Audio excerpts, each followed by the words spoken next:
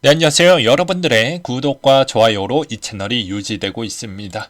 네, 영상 속도는 1.5배를 추천드리는 바이고요. 항상 구독자님, 멤버십 회원님들에게 감사하다고 말씀을 드리면서 제 방송은 추세 기반 영상 또 분석이기 때문에 참고하시길 바라겠습니다.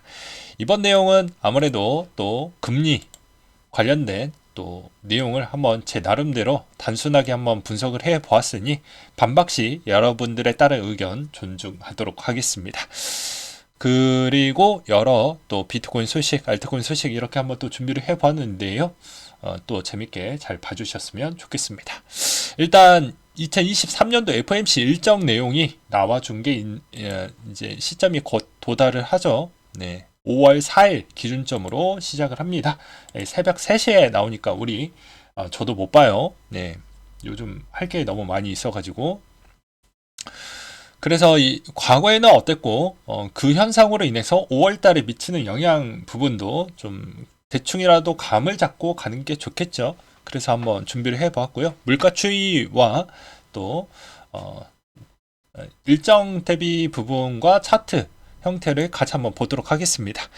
일단 보게 되면 22년도 7월달 기준점으로 제가 커팅을 했던 이유는 여기 한미 기준금리 추이라고 되어져 있죠. 이 7월달 위치를 딱 보게 되면 2.25에서 2.55 사이입니다. 즉 이때부터 이제 한미 기준금리 역전 현상이 이루어졌던 시기이고 대부분 전 세계에 있는 은행들도 이 시점에서는 거의 다 역전 현상이 이루어졌다라고 평균치를 보시면 될 것 같습니다. 그래서 여기에서부터 끊어서 보려고 하는 이유가 그런 것입니다. 왜 그럴 것 같습니까? 아무리 이때부터 물가가 좀 미치긴 했어요. 왜냐면 이때부터 9%가 나왔기 때문이죠. 그래서 이 이전에 금리가 미칠 수 있는 영향 강도는 저는 좀 많이 낮다라고 생각을 했기 때문에 이 후부터 본다라고 보시면 될 것 같습니다. 그러면 7월달 기준점으로 보시게 되면 7월 28일 날 있었거든요. 그러면 과거 7월 28일 요 시점입니다. CPI는 그 전에는 무조건 나오기 때문에 이 추세적 기반으로 본다라고 하면 약간씩은 올라가긴 했어요. 즉 금리에 따른 영향은 그렇게 무섭지 않는다. 그냥 어차피 이게 더 무서워지려고 하면 약간의 기간은 조금 더 남아져 있다 이렇게 저는 보여지기도 있습니다. 그 다음으로 한번 보도록 하겠습니다. 보게 되면 9월 달에 9월 22일 날 있었고요. 9월 달에 CPI 위치도 8.3으로 보여지기도 합니다. 예측치보다는 계속 높게 나왔죠. 그리고 9월 달에 있는 위치는 이제 3%대를 돌파하는 시점으로 나오게 되는데요. 9월 22일자 기준으로 보게 되면 이때부터입니다. 즉, 당연히 아시겠지만 이때 7, 8월 5월달 이후부터에 따른 루나 사태가 연달아 터져서 계속해서 시장은 안 좋았다는 건 일단 기본 베이스로 알고 계시면서 이번 편은 순수하게 금리에 따른 영향이 어느 정도 있었냐 이것만 보는 거예요. 일단은 이때도 좀 민그적거리기만 했지 그렇게 실질적으로 영향을 그렇게 많이 받았다 정도까지는 아니라는 것이죠. 그 다음으로 또 보게 되면 11월 3일 날 있었습니다. CPI는 7.7로 약간 만족스러운 부분이 나왔고 그리고 과거 11월 달 기준으로 보게 되면 이제는 약간 부담스러운 부분 3.75 에서 4% 사이까지 올라가는 시점을 볼 수가 있습니다. 그럼 11월 3일 기준점을 한번 볼까요? 요때 좀 불안불안했는데 FTX 터지기 직전 때였는데 그래도 어느 정도는 올라와주는 형태가 나왔습니다. 왜냐 CPI가 어느 정도 좀 낮았고 그 다음에 금리는 괜찮았는데 이제 FTX 사태 터지고 나서는 박살이 나기 시작을 했어요. 그리고 3% 이제 중후반대에 있는 금리까지 올라오게 됩니다. 그러니까 이전 때까지는 금리에 따른 영향은 그렇게 크지 않는다라고 저는 그렇게 생각이 들었고 그 이후에 이제 12월 달 부터는 12월 달 보니까 드디어 4% 구간대를 들어오게 되죠. 네, 이 12월 달 보시죠? 여기 12월 달 4% 구간대로 넘어오게 됩니다. 그리고 12월 달에 있는 CPI 예상치보다 만족스러운 결과치가 나왔죠. 그리고 15일 기준적으로 한번 보겠습니다. 12월 15일 요때죠. 네. 그러니까 만족스러우니까 CPI도 만족스럽고 만족하니까 조금은 움직여 주었고 금리도 생각보다 올렸지만 부담은 좀 없었다 라는 형태가 나왔지만 여전히 뭐 FTX 사태가 연달아 나왔기 때문에 어쩔 수 없었던 상황이라고 저는 생각이 들고, 그 이후 때부터 한번 보게 되면 이제 이때부터는 좀 부담스럽죠. 왜냐면 이제 4%가 넘어가는 시점으로 이제 진행이 됐기 때문입니다. 뭐 2월달, 3월달 부분을 또 보게 되면 2월 2일 자 한번 보도록 하겠습니다. 2월 2일자 기준점으로 여전히 부담스러우니까 금리에 따른 영향을 제대로 받았고, 그 다음에 뭐 나머지 이제 기술주 중심 나스닥 다 따라가면서 추정을 했으니까 그 다음으로 이제 3월 달에 있는 추이도 보게 되면 3월 달 시점으로 3월 23일 기준이었죠. 그러면 3월 달 때도 보게 되면 예측치, 2월 달 때의 예측치를 약간 좀 돌파, 이런 형태가 나왔죠. 그래서 3월 23일 기준점도 요때인데요. 요때인데 마찬가지로 계속 힘이 없어지는 형태가 나왔습니다. 그러니까 올해 들어서 작년과 올해 다른 기준점은 금리를 무시할 수 있는 수준에 있는 돌파 시점에서도 충분히 어느 정도 금리가 좀 두려워지는 그 단계가 4% 룰을 넘었을 때부터 약간씩은 좀 영향을 받았고, 4% 이상 때부터는 이제는 2023년도 때 들어오고 나서부터는 금리가 올라갈수록 상당히 부담적인 여건은 나왔고, 그게 어느 정도 실질적으로 좀 영향을 끼쳤다, 이렇게 저는 보는 바입니다. 비트코인 관점으로는요. 그래서 이 시점도 좀 보시기 바라겠습니다. 즉 FOMC 일정이 또 다가오고 있고 한 번 더 금리를 인상한다라는 주장도 약간 높은 위치에 있기 때문에 아무래도 약간은 지지부진할 확률이 매우 높다라고 저는 말씀을 드리고 싶습니다. 물론 이거는 이제 금리적 관점으로 분석을 했었을 때라고 말씀을 드리고 싶고요.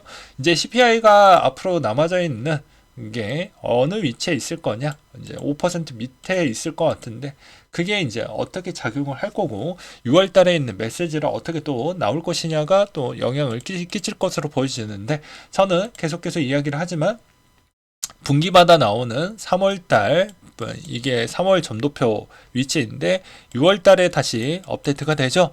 그러면 점도표가 5.25에 거의 다 밀집도가 많이 높았다라고 했습니다. 제가 저번에도 이야기를 했지만, 그리고 나서 이제 내려가는 속도를 한번 보고 기간도 한번 보시길 바라겠습니다. 그러면 이것에 따라서 여러분들이 갖고 있는 자산, 뭐 부동산이 됐든 주식이 됐든 뭐가 됐든 간에 이 점도표에 있는 위치를 보면서 좀 대응을 해볼 필요성이 있겠고, 즉 금리가 첫 번째 금리 인하에 따른 그런 시너지 효과는 당장 곧바로 효과를 받는 게 아니고 통상 한 2개월 정도는 걸린다, 이렇게 생각을 하는 게 바람직하다라고 말씀을 드리기도 했었죠. 그래서 이 내용 계속 보여드리는 이유가 그런 거라고 보시면 될 것 같습니다. 그러니까 천천히 올라가니까 다시 내려가는 형태로 나오니 이때 어느 정도 농사 같은 거 잘 해놓자라고도 제가 오지랖으로 매번 이야기를 했죠. 뭐 40년 만에 한번 금리 많이 치켜 올려서 물가를 좀 잡아놓은 다음에 끄집어 내려왔으니 채권이 그렇게 개박살이 났는데 그걸 한 뭐 몇 년 동안 갖고 있는 기업이나 그 다음에 은행이나 이런 쪽에서 버텨낼 수 있겠습니까? 힘들겠죠.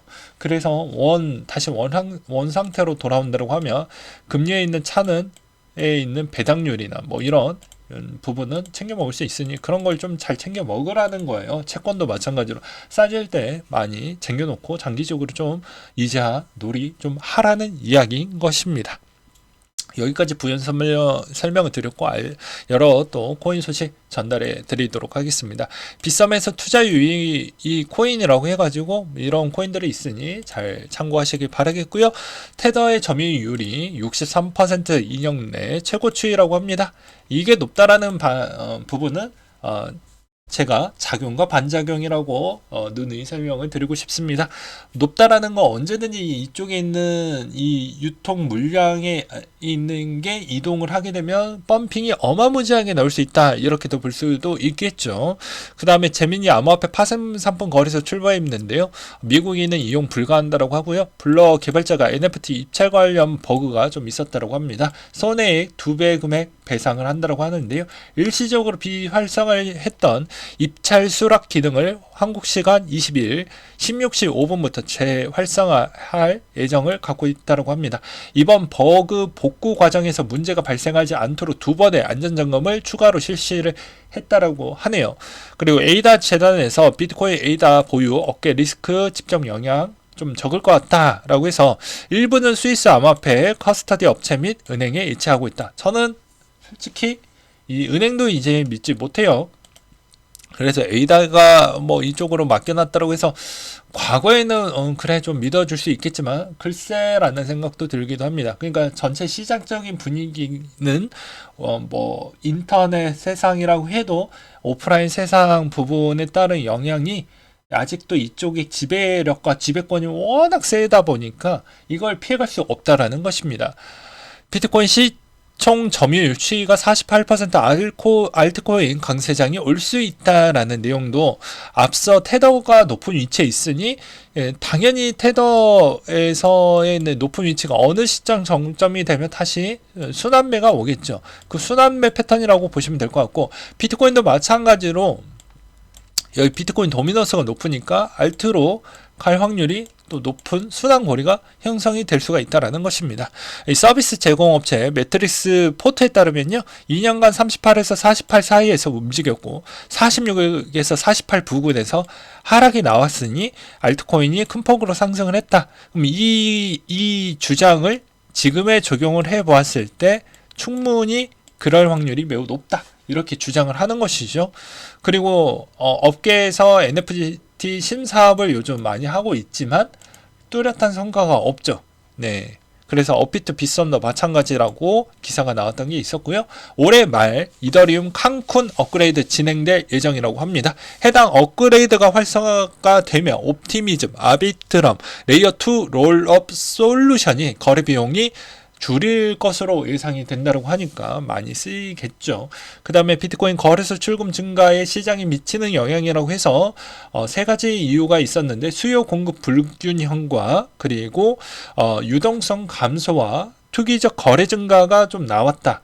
이걸 간략하게 이야기를 하면 뭐 이렇게 됩니다. 비트코인 수가 공급이 줄어드니 수요와 공급에 따른 불균형 형성으로 가격의 변동폭이 커진다. 저는 그렇게 생각이 들고요. 유동성 감소는 유동성이 낮아지면 트레이더가 손해를 감소하고 가격을 약간 위아래로 할 수밖에 없습니다. 호가 거래량이 줄면 호가가 뭐 못해도 실질적으로 한 단계, 두 단계, 세 단계까지도 호가 거래가 없었을 경우에는 내가 네 단계 거래 추이에 있는 호가 거래를 할 수도 있기 때문에 상당히 좀 난해하죠.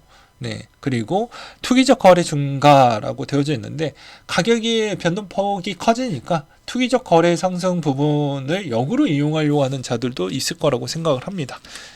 그리고 이번에 모두의 밥을 런칭이 있었죠. 그래서 어떤 분이 플레이 후기를 올려준 게 있었는데 내용이 너무 길기 때문에 한번 좀 멈춰보시고 봐주시기 바라겠습니다.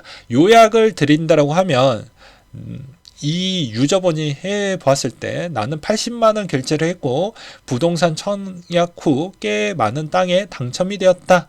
그러니까 초창기 유저니까 이게 좀 많이 당첨이 된 거죠. 그러니까 일단 그래서 다이아, 크리스탈, 메타캐시 이런 형태로 하고 크리스탈 가치에 부동산 한계가 있다고 합니다. 이게 크리스탈 가치가 상당히 중요한 것 같더라고요. 읽어보니까. 근데 여기에서 부동산을 판매하려면 재화인 크리스탈로 판매를 하거나 가치가 10만 크리스탈 이상 자산의 인테트리움에 교환을 할 수 있는 메타캐시가 판매가 가능하다고 되어져 있고요. 그 다음에 여기에서 1성, 2성, 3성 알죠? 예, 게임 해보셨던 분들은 알겠지만 별이 높을수록 좋다라고 보시면 될 것 같습니다. 그러니까 6성이 되면 이제 건물이 NFT화 돼서 마켓플레이스에 거래가 가능할 것 같은 조짐이 또 보여진다라고 하더라고요. 그러니까 아직 모든 패가 다 공개가 되지 않았고 조금씩 이제 인기가 좀 시들어질 때마다 이런 거 약간씩 약을 쳐놓을 수 있을 만한 무언가 있는 장치를 앞으로 기대가 좀 많이 된다라고 볼 수가 있겠죠.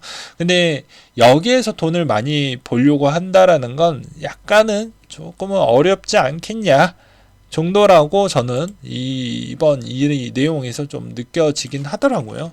네, 그래서 뭐 여러분들은 어떻게 생각하실지는 모르겠지만 그렇게 생각이 들었습니다. 그리고 또 이걸 계속 또 이런 과정에 있는 스텝이 너무 많기 때문에 스트레스와 또 이걸 또 돈벌이 용도로 만약에 쓰인다고 하면 약간은 효율성이 조금은 떨어지지 않겠냐. 근데 이게 과금이 아니더라도 누구나 참여할 수 있게끔 나왔고, 이번에 해외 뭐 대만 그리고 또 한 국가에서는 상당히 인기가 좋다라고 하더라고요. 그래서 참고하시기 바라겠고요. 그냥 하루에 뭐 그냥 적당하게 재미 좀 반에 약간의 돈벌이, 그냥 소소한 뭐 용돈벌이 이렇게 보는 게 맞는 거지. 게임을 막 죽어라 해서 이걸 본업으로 만들고 여기서 뭐 빼먹을 거 다 빼먹겠다 이렇게 하기에는 그쪽에 있는 게임을 운영하는 쪽하고 세계관을 개발했던 개발 프로젝트 했던 그런 사람들이 바보가 아니기 때문에 그런 것도 좀 알고 계시면서 접근을 하는 게 맞지 않을까. 그리고 런칭되고 나서는 많이 내려갈 수밖에 없는 이유는 아무래도 기대감도 때문에 많이 미리 선매매, 선취매 이런 부분이 좀 있었고, 두 번째로는 이런 시스템 과정에서에 따른 또 일정 물량이 나오는 부분도 감수해야 되지 않을까 싶습니다. 그 다음으로 이제 중국 소식인데요. 공무원 임금 디지털 위안으로 지급 세계 최초라고 나와져 있습니다. 뭐 어차피 큰 차이는 없습니다. 예, 제가 중국 갔다 오기도 했었잖아요. 오랫동안. 어차피 얘네들은 거의 뭐 결제하는 습관이 모바일로 시작을 해서 모바일로 끝나고, 한국은 일단 카드로 시작해서 카드로 끝납니다. 네. 그래서 그 차이가 조금은 다르죠. 라이도가 시총 120억 달러 돌파, 시총 8위 정도 올라왔다. 5월 초 때까지는 일단 긴장 바짝 하고 있어야 되는데, 5월 초에 뭐 이번 4월 마지막 주에 또 여러 가지 뭐 좀 안 좋았던 내용들도 꽤 있고 하니까 잘 대응하시기 바라겠고, 그 다음으로 미리 5월달 내용 좀 보고 넘어가도록 하겠습니다. 5월달에는 5월 1일 여러분들이 그토록 좋아하는 근로자의 날, 그리고 저는 뭐 쉬든 뭐 쉬지 않든 매번 영상을 만들어내고 소식하고 분석을 해야 되는 입장이니까 로봇처럼 계속해서 뭐 만들어내야 됩니다. 그리고 SK텔레콤 5G 중간 요금제 출시한다라는 내용이 좀 있었고요. 어버이날 있는데 저는 마음이 아픕니다. 아무튼 그런 거 아시죠? 네, 마음이 아파요. 그 다음에 10일 지준일이 있습니다. 그리고 11일 날 옵션 만기, MSCI 반기 리뷰, BOE 회의가 잡혀져 있고요. 오펙 원유 시장 보고서도 같이 나온다고 하고요. 5월 11일 날 BOE 통화정책 회의가 나오고 BOJ 통화정책 회의 요약본이 공개가 된다고 합니다. 그 다음으로 또 보게 되면 가장 중요한 건 아무래도 미국의 FOMC 일정이 5월 2일부터 3일 넘어가는 시점에 있으니 잘 대응하시길 바라겠고요. 그 다음에 G7 정상회의는 5월 19일부터 21일 날 있다라고 합니다. 네, 참고하시길 바라겠습니다. 그리고 마지막으로 여러분들에게 그냥 희망 메시지를 드리는 게 아니고 근황 이야기를 좀 드리려고 하는데요. 또 보면 제가 이것도 최근에 또 다뤄드리기도 했었는데 왜 갖고 왔냐 또 이런 이야기 들을까봐 부연 설명 좀 드리려고 합니다. 이분의 근황을 물론 정확하진 않아요. 정확하지 않습니다. SNS에서 인터넷에 대해서 자료를 찾고 찾아서 그냥 그 내용을 종합해서 제가 그냥 드리는 것이기 때문에 뭐 맞을 수도 있고 틀릴 수도 있습니다. 근데 이분의 근황이 일단 찾아보니까 나왔는데요. 인터넷상에서 나왔는데, 이때 아시죠? 요때 2013년도 때 빵집 가게에서 내가 1호점 오픈하고 결제 있는 거 해갖고 120만원 정도 요때입니다. 요때. 근데 이분 지금 근황이 500억 원 넘게 일단 되는 걸로 추정이 되어가고 있고요. 이분 지금 이민해서 잘 살고 있다고 합니다.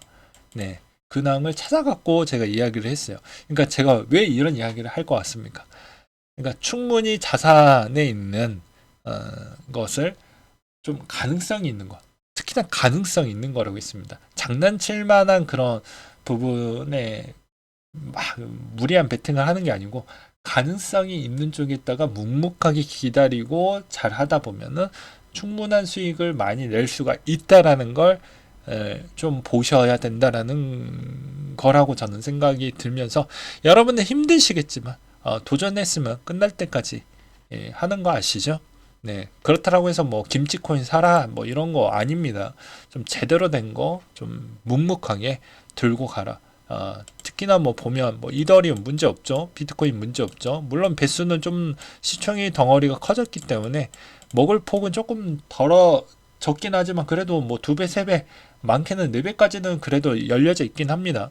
그리고 여기에서 이제 생태계 코인 같은 거 이런 것도 한 5배 정도까지는 올라갈 수는 있어요. 아직까지 시총 비중으로만 본다라고 하면 그러니까 여러분들이 어떻게 전략화를 잘 짜고 어떻게 접근을 하고 그런 거에 따라서 달라지는 것이지 아무런 준비 과정 없이 그냥 뭐 무지성으로 그렇게 용기만 가지고 베팅을 하면 나중에 부러질 때 회복이 안 됩니다.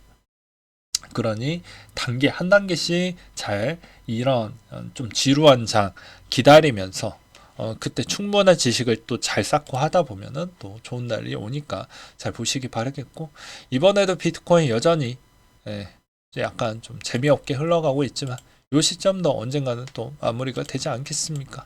한없이 올라가는 장 없고 한없이 내려가는 장도 없습니다. 2023년도 또 저렴한 시기가 또 오게 되면 또 우리는 줍줍하면 됩니다. 저도 매번 기다리고 있고요. 물론 이제 저는 계속해서 평단을 많이 낮춰놨으니 상당히 이제 기다려서 이런 열매만 따먹는 구간대를 또 기다리는 바입니다. 네, 여러분들 수고 많으셨고요. 이상으로 마치도록 하겠습니다.